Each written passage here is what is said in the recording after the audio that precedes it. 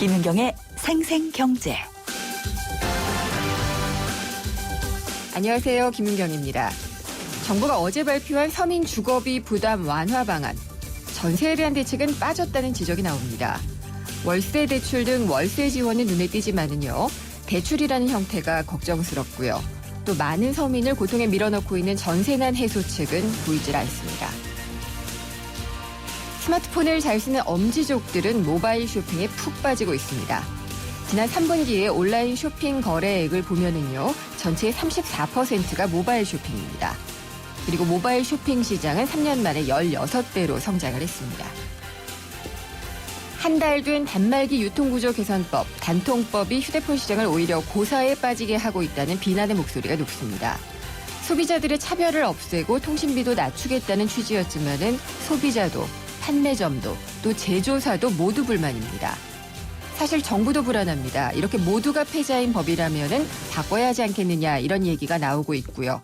그렇게 되면 소비자들이 휴대폰 사기를 미루고 시장은 더 혼란에 빠질 수 있기 때문입니다. 무조건 개정은 안 된다 이런 입장 말고요. 전후 좌우를 잘 따져서 개정이 필요한지 아닌지 좀 명확하게 말해주는 게 좋지 않을까요? 김윤경이 뽑은 오늘의 생생 키워드, 빠지답니다.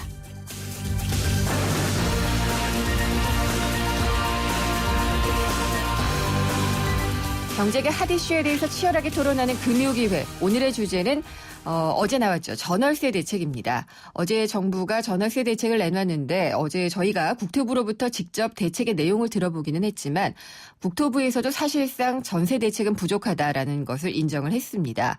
오늘 3, 4부 금요기획에서는 10, 30 전월세 대책을 평가를 하고요. 급격하게 월세화되고 있는 임대시장 한번 진단을 해보겠습니다. 그리고 서민을 위한 전월세 대책은 어떤 것이 바람직한 것인지 전문가와 시민단체 관계자를 모시고 치열하게 토론해보는 시간을 갖도록 하겠습니다.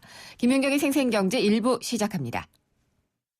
우리집 통신 대표번호 101 TV지를 101로 인터넷을 101로 홍보이도 101로 모두 가입해 CCTV만 봐도 101로 함께 101 우리집 통신은 101로 모두 다 해결해요. LG U+.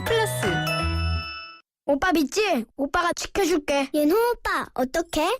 쉐보레 슈퍼세이프티 프로젝트 시즌2 쉐보레 차량 구매 후 응모 시 추첨으로 스마트 초록 버튼을 스파크 말리부 캡티바 구매 시 최대 3년 무이자 할부 및 다양한 혜택을 10월 한 달간 홈페이지 참조. Chevrolet, find new roads. 한국 타이어가 전하는 겨울 소식. 겨울이 오기 전에 사람은 김장 준비, 동물은 겨울잠잘 준비하는데 그럼 자동차는? 겨울용 타이어 미리 준비해야죠. 한국 타이어 홈페이지에서 예약하시면 선물을 드립니다. 11월 15일까지 드라이빙 이모션 한국 타이어.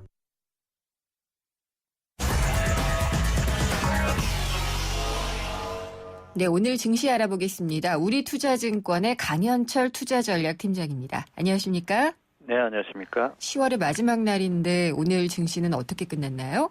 네, 일단은 그 종가가 플러스 5포인트, 1963포인트로 마감을 하면서 이번 주 들어서는 다소 좀 반등하는 모습을 보였고요. 네. 상대적으로 이제 코스닥 시장은 장중에 좀 약한 모습을 보였는데 코스피 주가가 이제 종가에서 좀 약간 오름세로 끝나면서 양 시장 모두 약간 강보합에서 마감을 했습니다. 네. 지수는 어땠나요? 코스닥 같은 경우에는 0.8포인트, 그러니까 1포인트 채 안 올랐기 때문에 상당히 좀 미미한 상승을 보였고요. 예. 유가증권 시장이라고 불릴 수 있는 이제 코스피가 한 이제 5포인트 정도 올라서 1964포인트에 끝났습니다. 네. 외국인들이 좀 사준 건가요? 네, 일단은 거래소 시장하고 코스닥 시장 공이 사실 오늘 주시장은 외국인만 샀다라고 볼 수 있는데요. 네. 거래소 시장에서는 외국인들이 한 2,700억 원 정도 주식을 순매수를 했고 코스닥에서도 한 200억 정도 순매수를 하면서 국내 기관 투자자들은 주식을 좀 판 데 비해서 상대적으로 좀 강한 매수를 보였습니다. 네. 그러면은 개인과 기관들의 수급 상황은 어땠나요?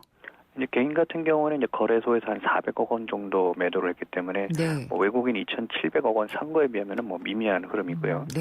반대로 이제 기관 중에서 증권사들이 한 2,000억 원 정도 주식을 팔았고 연기금에서도 이제 한 450억 원 정도 주식을 팔면서 증권과 연기금이 국내 주식에 대해서는 다소 금일은 좀 약간 그 주식 매도가 많았습니다. 네. 오늘 그러면은 뭐 특별한 이유가 있어서 외국인들이 좀 사주고 그런 건가요? 어떤가요?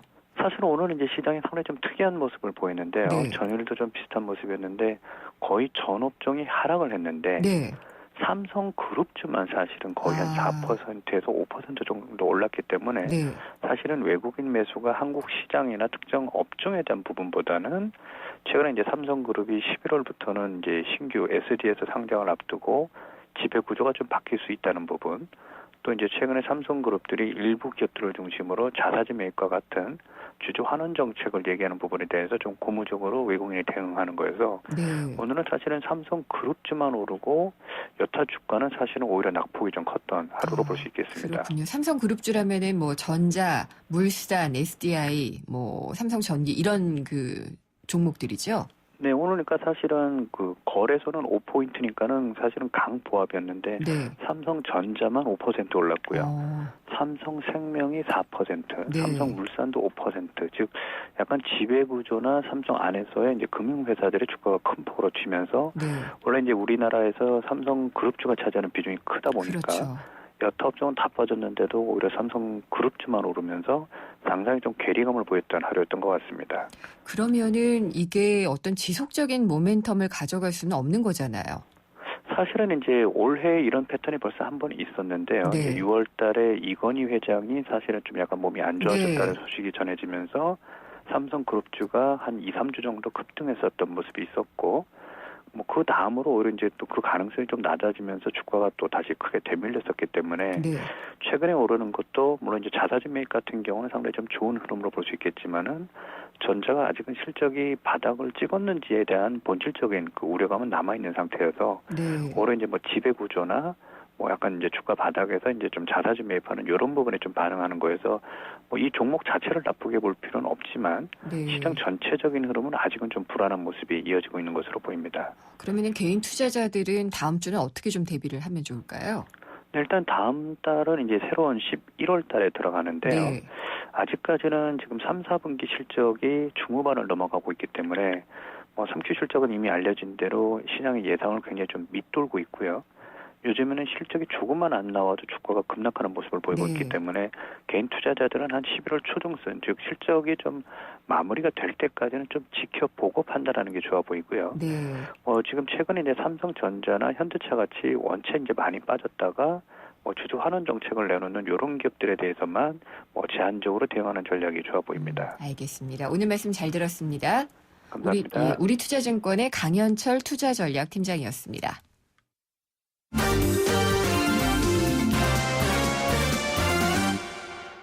네, 오늘의 주요 경제 뉴스 정리해 보겠습니다. 한국일보의 이성철 부국장입니다. 안녕하십니까? 안녕하세요.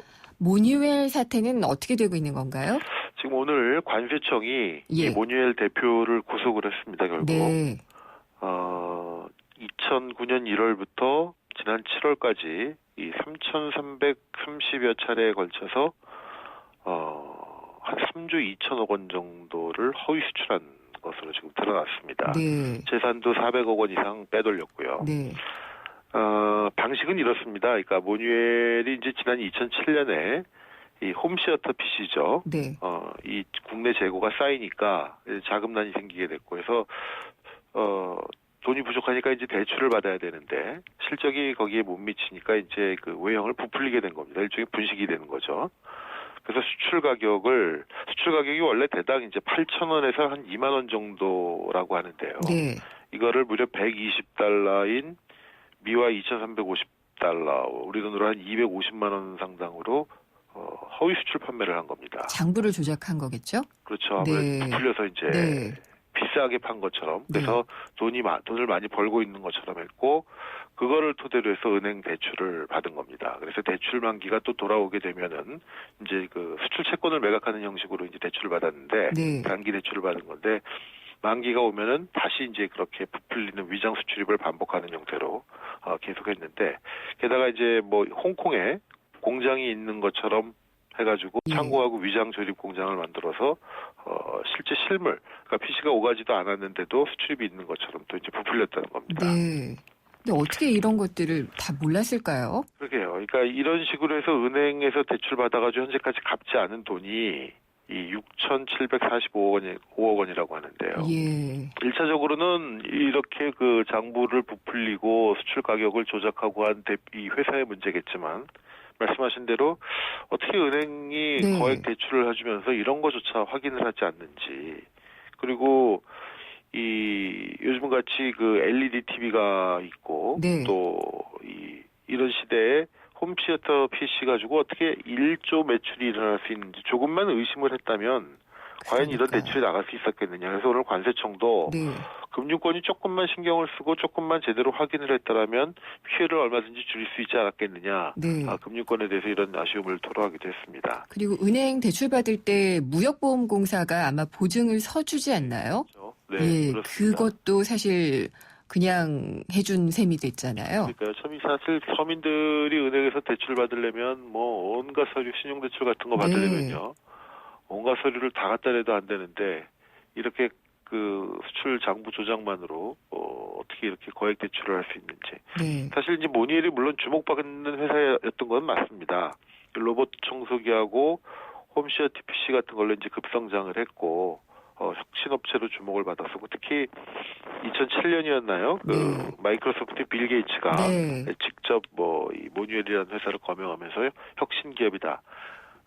그러니까 아마 이 빌 게이츠도 칭찬하는 회사니까 믿을 만한 회사 아니겠느냐. 아마 네. 은행에서도 대충 그렇게 본 것이 아닌가 생각이 되는데, 아무튼 대단한 허점이 아닐 수가 없습니다. 그러면은 은행들은 이게 법정 관리가 안 받아들여지면은 돈 다 떼이는 거죠. 그렇죠. 법정 관리가 돼도 아마 상당 정도의 대출을 못 받고. 상담이라든가 이런 것이 있어야 될 거고, 네. 법정 관리가 안 받아들여지면 그냥 빚잔치를 해야 되는데, 글쎄요, 예. 자산이 얼마나 있는지 모르겠습니다. 자산 가지고 나눠야 예. 되는데 이 돈을 얼마나 받을 수 있을지 모르겠네요. 올해는 참 금융권의 최악의 해군요. 네, 그렇습니다. 네. 그리고 조금 전에 일본은행이 추가로 양적 완화를 실시한다 이렇게 밝혔더라고요. 네. 일본 중앙은행인 일본은행이 오늘 금융정책결정회의, 우리로 하면 이제 금통위를 열어가지고 네. 추가 양적 완화를 결정을 했는데요.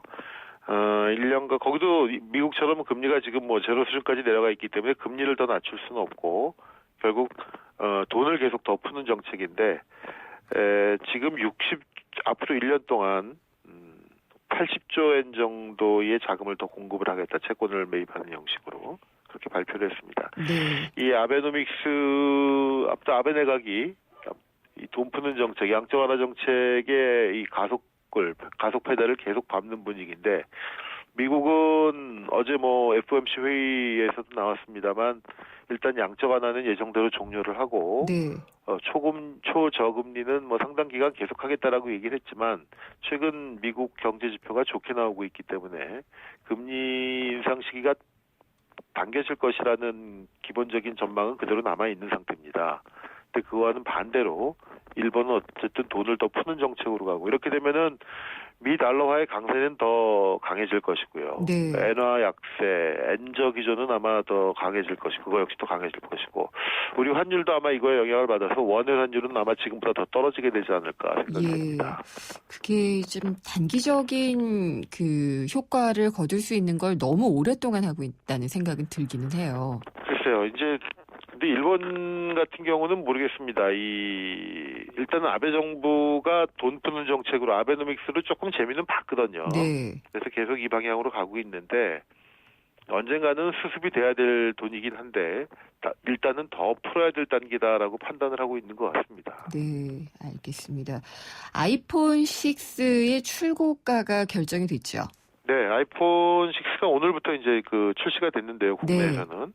출고가가 16기가비트 제품이 78만 9천 원. 이제 제품에 따라서 더 고가도 있습니다. 네. 그리고 아이폰 6 플러스 같은 경우는 92만 4천 원에서 118만 8천 원으로 했는데 지금 아마 그 보조금이 10만 원에서 25만 원 정도 주어지는 것 같아요. 네. 근데 상당히 그렇게 되면 이제 고가 최소 50만 원 이상을 줘야 되는 고가 제품이 되는 것 같은데 뭐 아이폰 같은 경우는 과거에도 사실은 그 비쌌죠. 보조금을 안 쓰는 정책을 지속적으로 추진해 왔었죠. 네.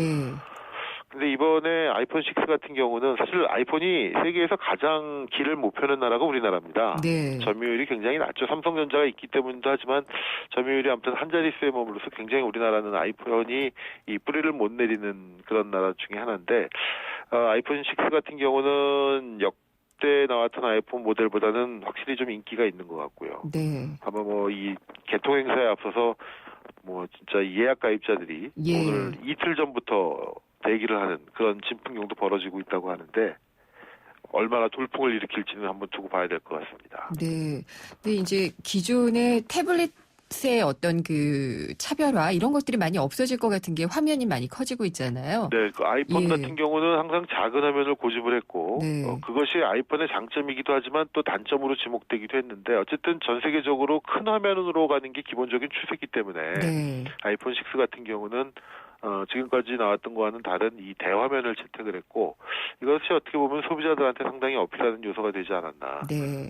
한번 우리 삼성전자의 텃밭인 우리나라에서 아이폰 6가 얼마나 돌풍을 네. 일으킬지 한번 봐야 될 것 같습니다. 네, 말씀 잘 들었습니다. 네, 감사합니다. 고맙습니다. 네. 한국일보 이성철 부국장이었습니다. 숨기는 손 큰 사람.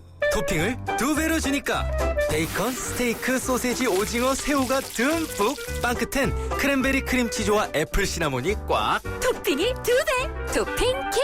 와, 맛도 2배네. 15885588 피자헛. 지금 주문하면 미디엄 가격에 라지를. 누군가는 하루 5,000원으로 커피를 마실 때 누군가는 하루 5,000원으로 모닝의 주인이 된다. 지금 기아 자동차에서 모닝을 월 15만 원에 만나세요. 기회는 오직 10월 한 달뿐. 모닝 스마트 오토 기준 유효율 40%, 선수율 15%, 금리 2.9%, 36개월 할부, 홈페이지 참조. 기아 자동차.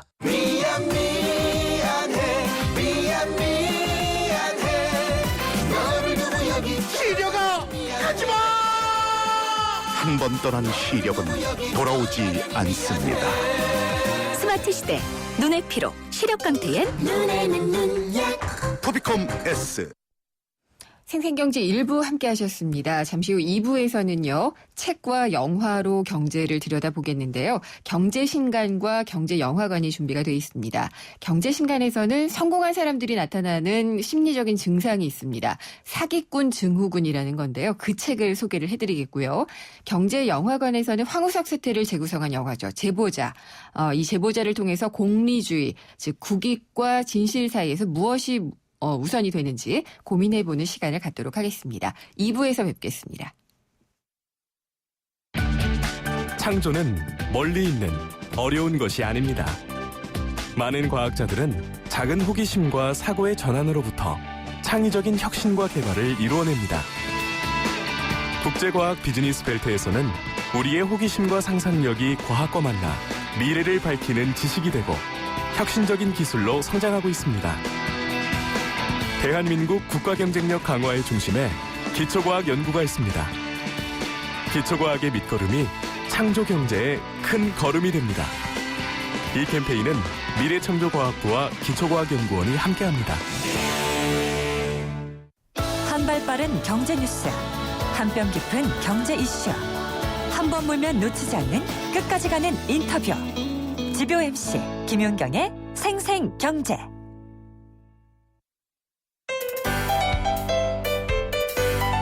알쏭달쏭 경제상식 퀴즈.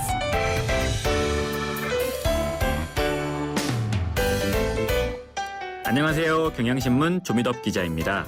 경제상식을 재미있는 퀴즈로 풀어보는 코너 경제상식 퀴즈인데요.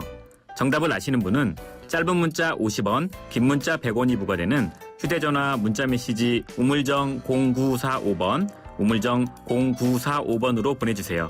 추첨을 통해 경제신간 그리고 생생경제에서 마련한 선물을 드리겠습니다. 퀴즈입니다. 최경환 경제부총리가 지난 7월 취임한 후 추진한 여러 경기 부양책을 통틀어 표현하는 말입니다. 부동산 규제를 풀고 가계소득을 늘리는 세제를 마련하고 내년 예산을 크게 증액하는 등의 정책이 있었죠. 보통 그 나라의 경제 정책을 부를 때 대통령이나 총리, 경제수장 이름 뒤에 경제학을 뜻하는 이코노믹스를 합성해 부르곤 하는데 이 말도 최 부총리의 경제학을 합성한 말입니다. 이것은 무엇일까요? 1번 아베노믹스, 2번 초이노믹스, 3번 커피믹스. 정답을 아시는 분은 짧은 문자 50원, 긴 문자 100원이 부과되는 휴대전화 문자메시지 우물정 0945번, 우물정 0945번으로 보내주세요. 추첨을 통해 경제신간 그리고 생생경제에서 마련한 선물을 드리겠습니다.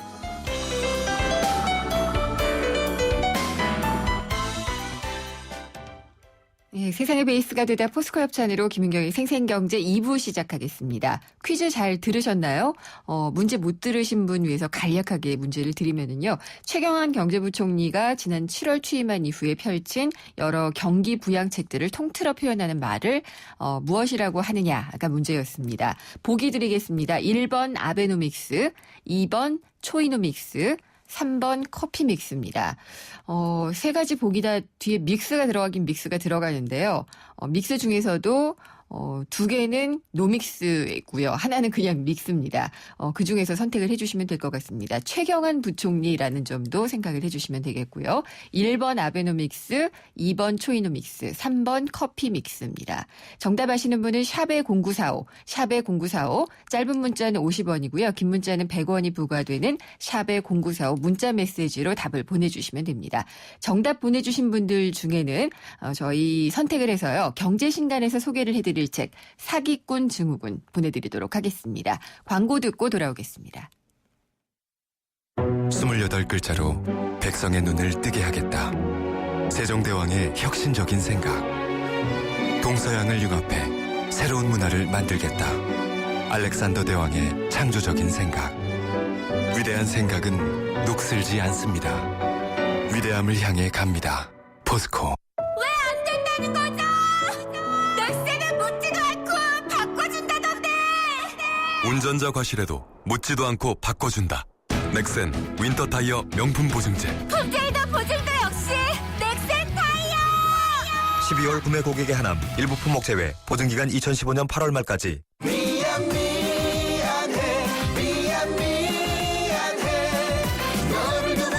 시려가 가지마. 한 번 떠난 시력은 돌아오지 않습니다. 스마트 시대 눈의 피로 시력 강퇴엔 눈에는 눈약. 토비콤 S. 튼튼한 타이어 들어간 금호 타이어 금호. 튼튼한 타이어 들어간 금호 타이어 금호. 언제나 오래오래 들어간 금호 타이어. 트럭 타이어의 히트 상품. 매장에서 RA50을 찾으세요. 금호 타이어. 김윤경의 생생경제. 생생경제가 뽑은 이 한 권의 책, 화제의 경제신간. 금요일에 만나는 경제신간 홍순철 북칼럼니스트 나오셨습니다. 안녕하십니까? 안녕하세요. 오늘 소개해 주실 책은 어떤 거예요? 예, 제목이 참 재밌습니다. 네. 사기꾼 증후군이란 제목의 책입니다. 제목만 들어도 진짜 재밌는데요? 예, 이게 무슨 증상일까라는 궁금증이 생기시죠? 거짓말을 많이 하는 사람들에 대한 책은 아니겠죠? 그런 인상이 풍기는 제목이긴 예. 한데요. 조금 제가 생각했던 것과도 다른 증상이더라고요. 네. 최근 헐리우드의 유명 배우인 엠마 왓슨을 비롯해서 네. 페이스북 CEO인 셰릴 샌드버그 등이 자신이 사기꾼 증후군에 시달리고 있다. 네. 라는 이야기를 하면서 외신을 타고 이 사기꾼 증후군이라는 단어가 심심치 않게 들려오고 있는데요. 아니 제가 좋아하는 사람들인데 이 사람들이 왜 이런 얘기를 했을까요? 그러니까요. 예를 네. 들어서 엠마 왓슨이 이런 이야기 했다고 그래요. 네. 내가 무언가를 더 잘 해낼수록 내가 무능력하다는 느낌이 더 커진다. 네. 시간이 지나면 사람들이 나의 무능력함을 알게 될 것 같고 내가 이뤄낸 것들을 인정받지 못하게 될 것 같다. 이렇게 밝혔다고 그럽니다. 뭔지 알겠네요. 네. 네. 일종의 강박관념인 거죠. 네. 주로 이제 성공한 사람들에게서 나타나는 심리적인 증상인데요.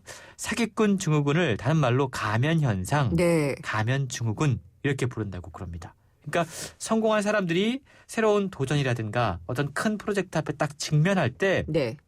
왠지 못할 것 같아. 알 것 같아요. 네. 예. 내가 옛날에 했던 거 이거 사실 약간의 운에 섞인 그런 거 있는데 이거 잘할 수 있을까라는 두려움이. 너무 내가 뻥 튀겨졌다라는 그렇죠. 느낌. 네. 그러니까 자신의 과거의 성공이 운이라든가 혹은 네. 타이밍이 잘 맞아서 이런 어떤 자신의 의지와는 상관없는 외부적인 요인 때문에 성공했다라고 보는 심리 현상을 의미하는데요. 네. 유명 연예계 스타들이 항상 성공 스트레스에 시달리고 있고 그럴 것 같아요. 그에 대한 두려움 때문에 고통받고 있는데 그것 또한 일종의 네. 사기꾼 신드롬으로 이해해 볼 수 있는 것이죠. 그러니까 우리가 항상 더 많이 성장하고 발전하고 경제에서도 네. 그런 걸 원하잖아요. 맞습니다. 인물도 그래야 되고 그렇겠죠? 네, 이게 불안과 우울 뒤에 숨겨진 승자들의 심리학이라는 부제가 적혀 있어요. 그렇군요. 승자들도 항상 불안해하고 우울해할 수밖에 없다라는 건데요. 왠지 위안이 되는데요. 예, 그러니까 임상 심리학자이면서 리더십 네. 전문가인 저자 헤럴드 힐먼은 이 책을 통해서 우리를 한 단계 더 높은 성공으로 나아가는 것을 오히려 방해하고 두렵게 만드는 심리적인 무언가가 있는데 이게 바로 사기꾼 신드롬이다. 네. 라고 이야기를 하고 있습니다. 그리고 이 문제를 극복할 수 있는 방법을 함께 소개를 해주고 있는데요. 자신의 능력에 자신감을 가질 수 있는 방법. 그게 제일 중요하겠네요. 그렇죠. 스스로를 예. 믿어야 되잖아요. 네. 자신과 팀의 강점을 잘 활용해서 최고의 결과를 만들어낼 수 있는 방법 등을 알려주고 있는데요. 끊임없이 완벽해져야 된다라고 자신을 압박하는 탓에 자신의 솔직한 민낯을 보기를 두려워하는 사람들. 네. 그리고 자신의 모습에 솔직해지지 못하는 사람들은 한 번쯤 사기꾼 증후군을 의심해 봐야 된다라고 이야기를 하고 있는데요. 네. 책에 8가지로 그 증상을 또 재미있게 소개를 해주고 있습니다. 그렇군요. 여기서 책의 내용을 한번 살짝 들어보고 가겠습니다. 사기꾼 증후군은 주로 더 중요한 역할을 맡으라고 요구받았을 때 잘 나타난다. 이를테면 승진처럼 과거보다 조직과 성과에 훨씬 더 큰 영향을 끼칠 수 있는 자리에 오르라고 요구받았을 때다. 더 재미있는 점은 큰 실패 없이 성공을 계속해서 쌓아온 사람의 경우다. 성공이 성공을 낳는 선순환만 경험해온 사람은 승진을 거듭할수록 잘해야 한다, 틀리지 말아야 한다, 무엇이든 할 줄 알아야 한다는 잠깐의 강박관념으로도 그동안 쌓아온 선순환을 한순간에 악순환으로 탈바꿈하기 쉽다는 것이다. 가면을 쓰고 있을 때는 두려움이라는 것이 당신을 움직인다. 누가 살짝 곁눈질만 해도, 잠깐 귓속말만 해도, 슬쩍 비꼬기만 해도 왜 나를 저렇게 보지? 저기 구석에서 둘이 뭘 속닥대고 있는 거야? 하면서 과민 반응하게 되고 그러면 자꾸 남들에게서 잘했다는 확인을 받고 싶어진다. 누가 미간을 찡그리거나 하품을 하거나 고개만 까닥여도 무조건 어떤 의미가 있다고 생각한다. 그리고 그렇게 아무 상관도 없고 대수롭지도 않은 정보를 근거로 자기가 가장 두려워하던 것이 현실이 됐다고 확대 해석하기 일쑤다.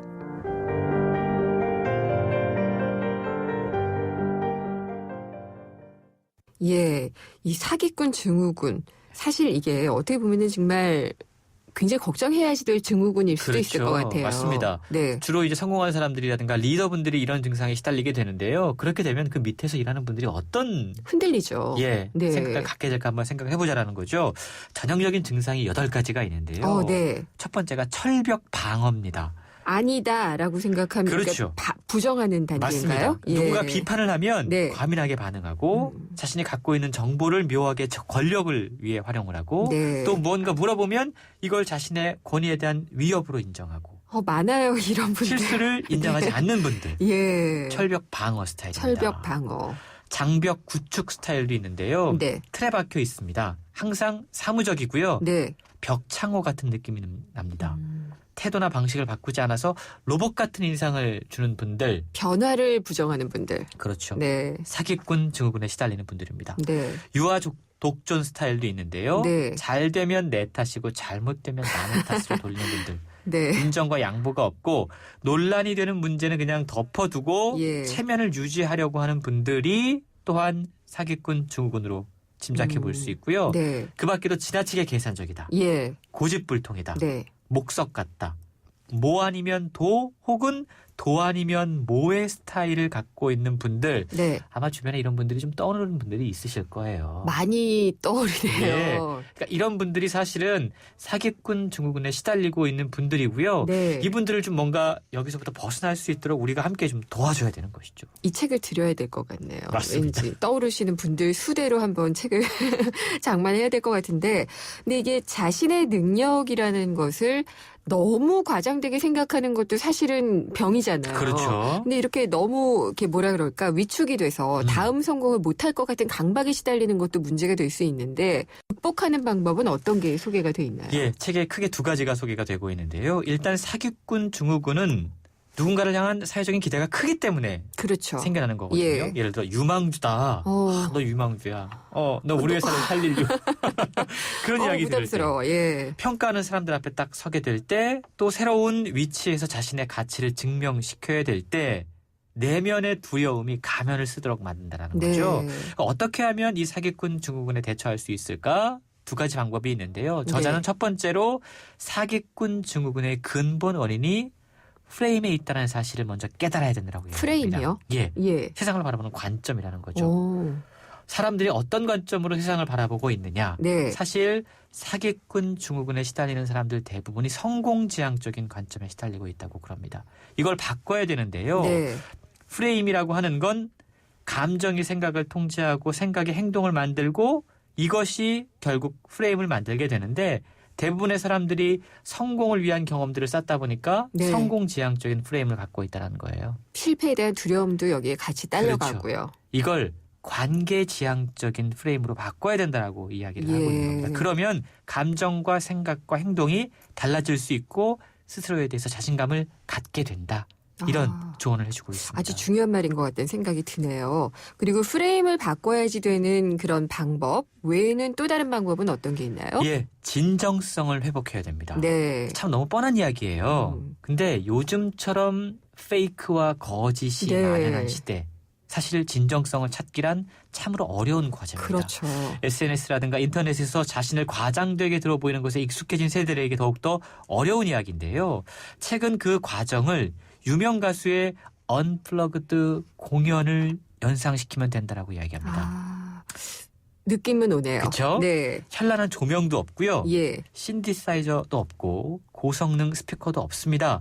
그냥 아무것도 없는 거리 무대에서 유명 가수가 자신의 실력만을 가지고 직접 소박하지만 진정성 있는 무대를 만들어내는 겁니다. 네. 이게 바로 진정성을 찾아가는 과정인데요. 할 수 없을 것 같다고 끊임없이 속삭이는 내면의 비판가가 있죠. 그리고 지금껏 이룬 성공은 단지 우연에 의한 것이야 라는 의심이 들 수도 있습니다.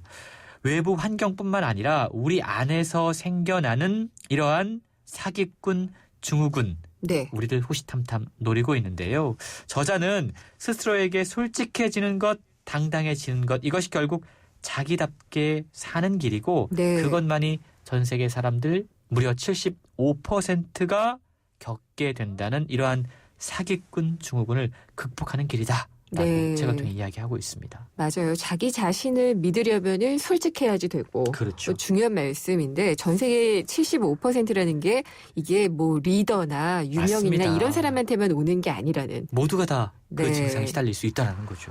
중요한 말씀을 해주셨고요. 당장 읽어봐야겠습니다. 네. 오늘 말씀 잘 들었습니다. 고맙습니다. 홍순철 북칼럼니스트였습니다.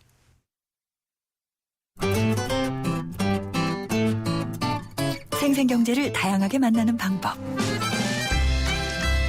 YTN 라디오 앱 예스와 웹사이트 김윤경의 생생경제 또는 트위터 YTN_이코노미로 실시간 듣기와 다시 듣기를 하실 수 있고 방송 내용에 대한 문의와 의견을 주실 수 있습니다.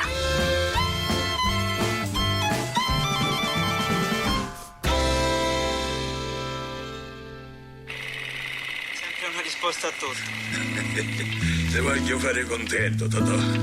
Ora ti conto una cosa.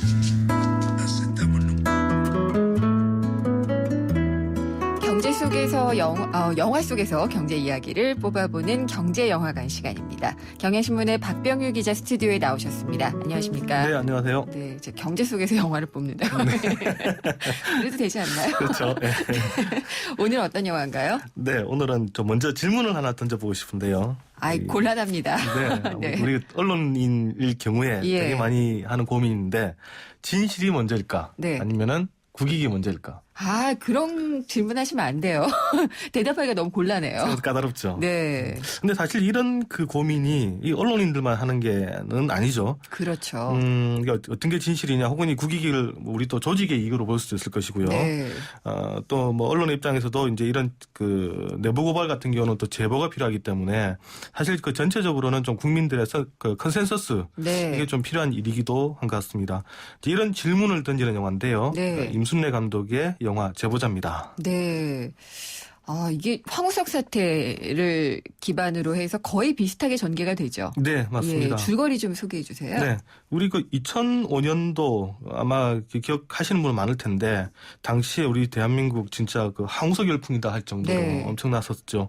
황 박사가 이제 인간 체세포에서 배아 줄기세포 이걸 이제 배양했다 이러면서 세계 과학계의 주목을 받았는데요.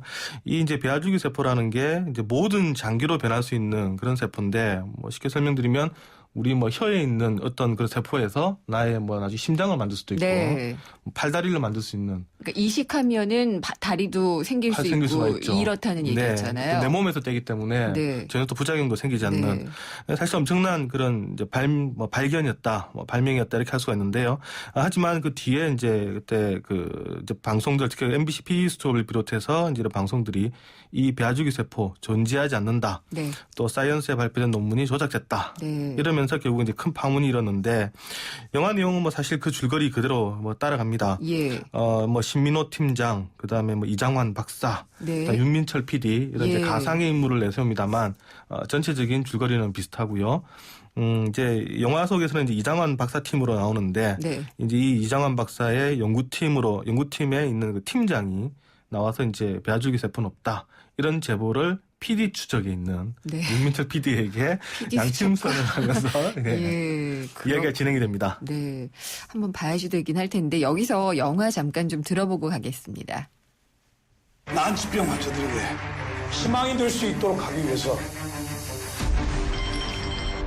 윤민철 PD님 되시죠? 전 아무런 증거도 없습니다. 그래도 제 말을 믿어주시겠습니까? 처음부터 복제된 줄기세포는 단 하나도 존재하지 않았습니다. 이장환이 복제한 동물들 이상하게 관련 논문이 하나도 없어요? 이거 시작하면 여러 사람 날아간다고 그거 알지? 진위 여부는 중요하지 않아. 국민들이 벌써 믿고 있다는 게 중요한 거지. 취재 당장 그만둬! PD 추적과 윤민철 PD에 대한 비난 여론이 거세지고 있습니다. 이제 그만두고 물러나는 게 어떻겠습니까? 저희는 방송 내보내겠습니다. 과연 그럴 수 있을까? 적어도 그 말이 진실한지 안 한지는 국민이 직접 판단할 수 있는 기회는 만들어줘야 되는 거잖아요. 난 진실을 말했어요.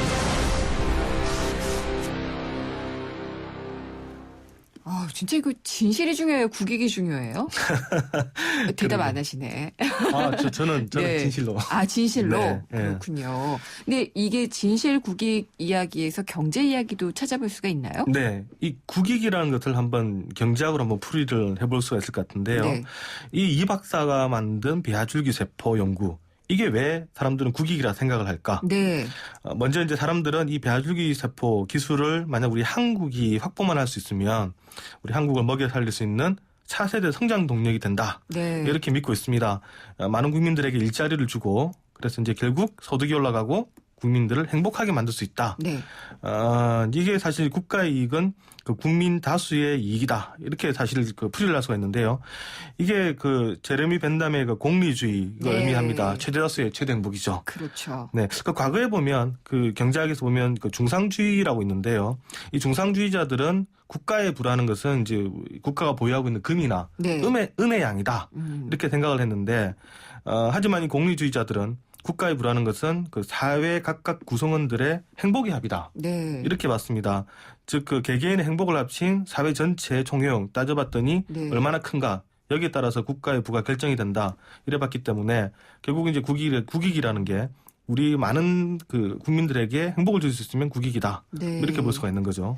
금과 은이 많으면 행복하고 그러면은 최대 다수의 최대 행복 아닌가요?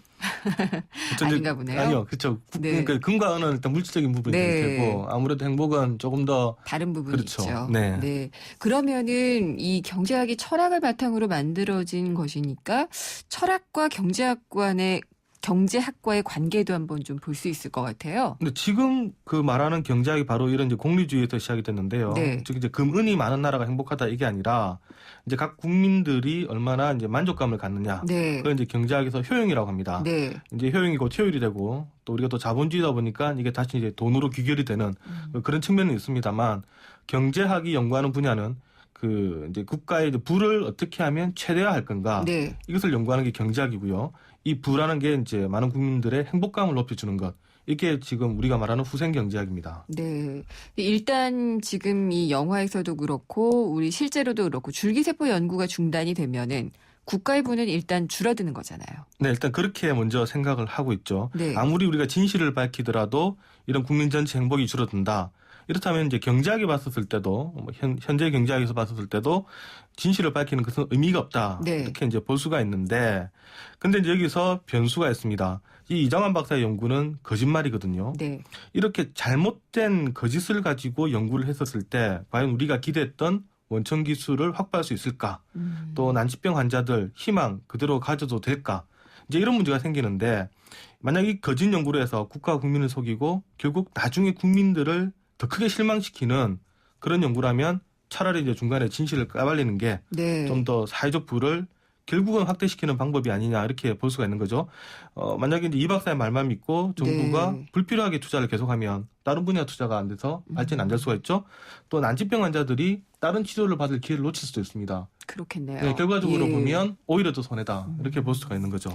그러면은 이 경제학 혹은 뭐 경제 정책을 쓰는 데 있어서 이 공리주의는 어떤 역할을 할 수가 있을까요? 이제 정부 같은 정책을 낼 때 네. 다 원칙은 최대 다수의 최대 행복 여기에 이제 기반을 두고 하는 거죠. 많은 사람들이 이득이 생기면 법제도를 시행을 하는데 네. 특히 이제 우리 자본주의에서 최근에 보면 이제 소득 불평등 또 독과점 이런 문제가 심하게 일어나니까 여기 이제 정부가 개입을 할 때 네. 즉 소득 불평등이 너무 심해지면 다수의 사람이 불행해지니까 네. 이거 좀 바로 잡아야 되겠다. 그다음 또 독과점이 일어나면 작은 기업들, 중소기업들이 힘드니까 우리 이거 좀 바로 잡아보자 할 때도 결국은 최대 다수의 최대 행복 이 네. 기반으로 우리가 얘기를 할 수가 있습니다. 그게 떠오르네요. 최근에 이 사회 간접자본 SOC 그 투자한 걸 보면은 타당성이 없는데도 막 진행한 것이 거의 뭐 전부였다 이런 게 나왔잖아요. 네. 여기도 공리주의를? 그렇죠. 이제 네. 우리가 그 예타라고 하죠. 네. 보통 이제 예비 타당성 조사라고 대규모 SOC 사업을 할 때는 네. 이게 이제 비용 대비 편익을 따져가지고 그렇죠. 과연 편익이 맞느냐 따져보게 되는데 그게 결국 사회 전체적으로 이득을 주느냐 이런 얘기입니다. 그래서 우리가 이제 예타를 하게 되는데 문제는 이 예타를 할 때 잘못된 예측이 들어가면 네. 결과가 오용돼 가지고 나올 수가 있고요. 예산 낭비로 이어질 수가 있습니다. 최근에 우리 또 담배값 인상 논쟁도 다 네. 지켜보면 결국은 최대 다수의 최대 행복입니다.